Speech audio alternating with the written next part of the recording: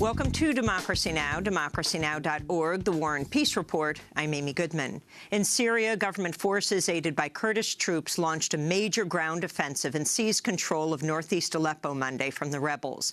The offensive appears to be a major turning point in the war, with the Syrian government now poised to retake control of all of Aleppo, which was once Syria's largest city and its commercial center. UN humanitarian envoy Stephen O'Brien said as many as 16,000 people have fled eastern Aleppo in recent days amidst the offensive and heavy bombing. Anti-government activist Zahra al-Zahar described the scene Monday as doomsday. If the Syrian government retakes all of Aleppo, the anti-government rebels will be left with little territory, only the northern province of Idlib and some areas in the provinces of Aleppo and Homs and around Damascus. The offensive came after eastern Aleppo has been besieged for weeks by Syrian government forces and under aerial attack by the Syrian Air Force and Russia. Cuba has begun 9 days of mourning following the death of revolutionary leader, the former president Fidel Castro, who died Friday at the age of 90. In Havana, tens of thousands of people lined up to pay respects to Castro, who launched the Cuban Revolution to oust the U.S.-backed Cuban dictator, Fulgencio Batista, and went on to lead Cuba for nearly a half-century. This is one of the mourners, Professor Medela Slavon. Before anything else, I am a revolutionary. I am compelled to be here because I am part of the people. Also, Fidel Castro fought so that all Cubans can have the same rights. Bolivia has declared a week of mourning for Fidel Castro, whose revolution inspired revolutionary efforts across Latin America and the globe and led Castro to become one of the arch-enemies of the United States. On Monday, President-elect Donald Trump threatened to undo President Obama's reestablishment of formal diplomatic relations with Cuba and reimpose the crushing economic sanctions against Cuba. Trump tweeted, quote, "If Cuba is unwilling to make a better deal for the Cuban people, the Cuban-American people, and the U.S. as a whole, I will terminate deal," unquote. Donald Trump has picked Georgia Congressman Tom Price to be Secretary of Health and Human Services. Price is the chair of the House Budget Committee, a member of the Tea Party caucus, and one of the leading opponents of President Obama's Affordable Care Act. Price supports privatizing Medicare. He opposes abortion and has voted to cut all federal funding for Planned Parenthood. He's also an opponent of marriage equality, with a track record of voting against measures to prohibit discrimination based on sexual orientation. Texas A&M University is under fire for allowing white nationalist Richard Spencer to speak at an upcoming campus event, despite major opposition on campus to his vocal white supremacist views. Spencer was recently the lead speaker at a white supremacist gathering in Washington, D.C., where he recited Nazi propaganda in original German and spoke openly about white power. Multiple people performed the Nazi salute after his speech and chanted, "Heil the people, Heil victory." Spencer has said he and Donald Trump have a psychic connection. He's one of the leaders of the so-called alt-right movement, which embraces white supremacy and espouses racist, xenophobic, homophobic, and sexist views. On Monday, the Associated Press issued new guidelines for using the term alt-right, writing, quote, "Avoid using the term generically and without definition. However, because it is not well known and the term may exist primarily as a public relations device to make its supporters' actual beliefs less clear and more acceptable to a broader audience," unquote. In Colombia, a charter plane carrying 22 players from a Brazilian soccer team and more than 20 journalists has crashed en route from Bolivia to the Medellin airport, killing at least 76 people on board. The majority of the players of the Chapecoense soccer team died in the crash. The team was headed to Medellin to play a finals match in the Copa Sudamerica tournament. Tens of thousands of fast food workers, home care and child care workers in 340 cities are slated to protest today for a national day of disruption. The protest marks the 4th anniversary of the movement to raise wages known as the Fight for 15. In Chicago, hundreds of janitors, baggage handlers, cabin cleaners, and wheelchair attendants at O'Hare Airport are slated to strike to demand a raise to $15 an hour. Hundreds of Uber drivers in cities across the country are also slated to join the protest. This is Michael Vasquez, a wheelchair attendant at New York City's LaGuardia Airport. $10 an hour is just not a livable living wage, especially if you have a family. After 40 hours a week, you barely make over $1,000, and you really can't live in this city with that type of wage, honestly. So here just trying to make a better living for everybody.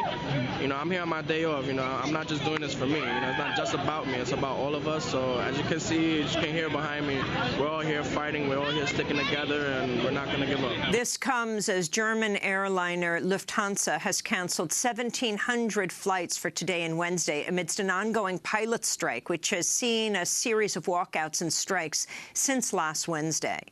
In North Dakota, a group of lawyers from the National Lawyers Guild has filed a class-action lawsuit against Morton County Sheriff Kyle Kirkmeyer, Morton County, and other law enforcement agencies, arguing they're using excessive force against Native American water protectors fighting the $3.8 billion Dakota Access Pipeline.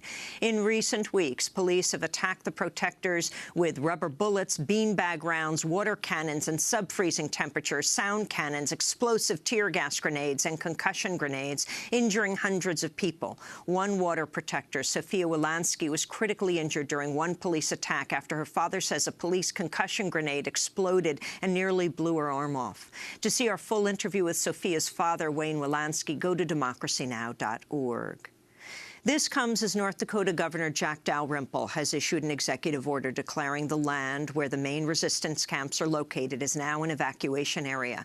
The North Dakota Department of Emergency Services has confirmed the police and National Guard will not move to forcibly evict the water protectors from this land, but the order does not mean the state will not provide emergency services to that area.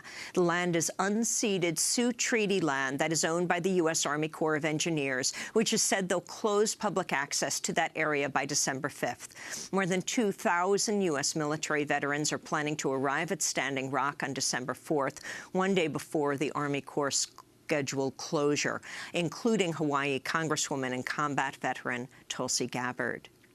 Meanwhile, opposition is also growing across Canada to Kinder Morgan's proposed $5 billion Trans Mountain pipeline expansion, which would carry oil from the Alberta tar sands region to ports in Vancouver. This is Reuben George of Tselal-Watuth First Nation. This has been consistently voted in the last 20 years as the most livable place in the world, and it's because of places like this. It's because of the mountains, it's because of the water, it's because people get something when they come to the water, they get something when they're up in the mountains, and I know they'll want to protect it too, because it doesn't service Canadians. It doesn't service jobs, or it doesn't help our economy. It's to service a greedy 1%. And our plan of what we do using our own resources is for everybody. The South Korean president has offered to resign amidst an ongoing corruption scandal. Early this month, as many as 1 million people took to the streets of Seoul to demand her resignation over claims she helped a close friend embezzle up to $70 million. She said she'd let the National Assembly decide if and when she should leave office. In India, thousands of people protested Monday against Indian Prime Minister Narendra Modi's recent decision to pull 500 to 1,000 rupiah notes out of circulation overnight, causing havoc for more than 1 billion people whose savings are entirely in cash. The move affected more than 80% of the country's money supply and led to massive lines at ATMs and widespread economic hardship. This is Arun Gupta, leader of a regional party.